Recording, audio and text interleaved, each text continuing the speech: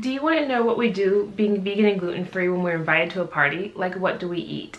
Do we eat the cake? Do we eat the ice cream? What do we do? Also, we're going to show a little bonus about super easy, cheap, vegan gluten-free cake.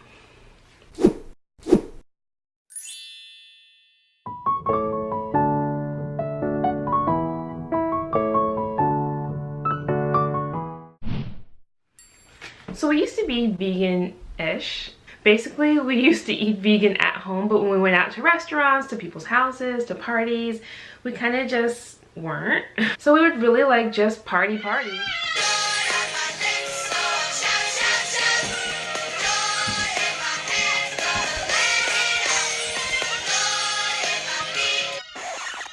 But that party quickly came to an end when we realized that Manny, our middle child, was really having a problem with it. Like, after we would go to these parties and he'd eat cake and ice cream, the next day he'd be throwing up like most of the morning, and then he'd feel better. And we knew that that was really an issue, and we stopped doing that, and he doesn't have problems after parties anymore.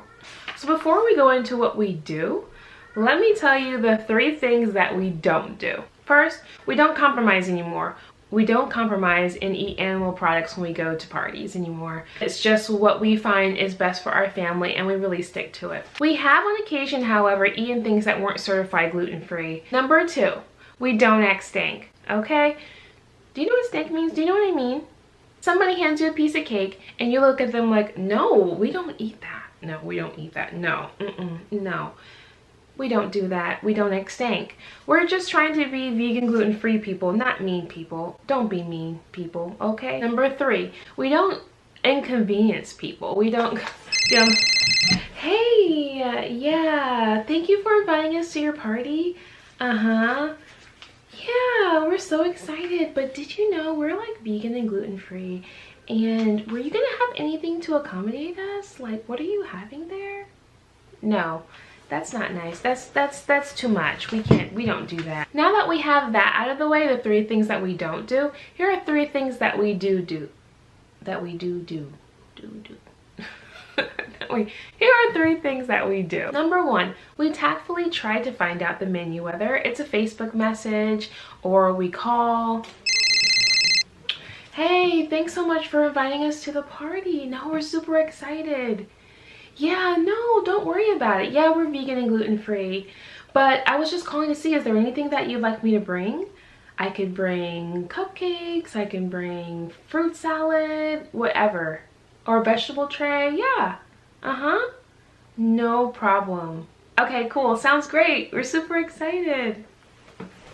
So we find a way to tactfully find out what the menu is. We offer to bring something. When we're invited to a party, most of our friends already know. They're our friends. They know that we're vegan and gluten-free. So they're really relieved when they see that we're taking initiative to take care of ourselves and not making them go out of their way to provide something for us. Yeah, so it's usually not a big deal at all. That leads us to number 2.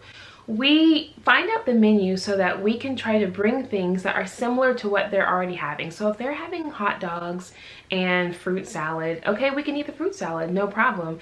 But the hot dogs, we would bring like a vegan gluten-free version of hot dogs. I might make some little buns or get some gluten-free buns, and I'll get the vegan gluten-free, maybe Beyond sausages. Those are delicious.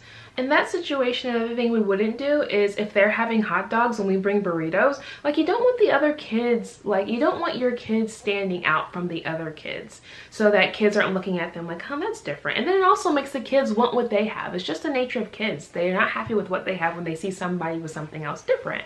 So we try to bring things that are visually similar to what's being offered at the party so not to stand out. And I'll give it to my kids discreetly so not to make a big scene or a big deal about it. Number 3. We like to bring little samples of what we have. So if a kid sees that, hey, those cupcakes look different than the ones that I have, I usually bring like little mini cupcakes. So if somebody wants to try something, we're free to offer it and give samples so people can see that the vegan gluten-free lifestyle is cool, that it's tasty, it's delicious, we're not missing out, but also not to make other kids feel left out. And then sometimes parents are just curious, like, well, what is that? Oh, look, you want to try? So those are the 3 things that we do.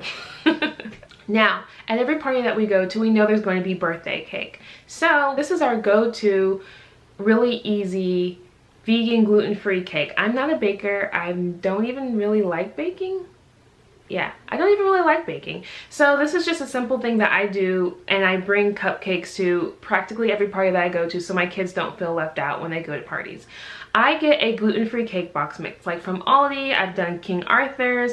I've done various ones, and there are a lot out there now, and most of the grocery stores have them.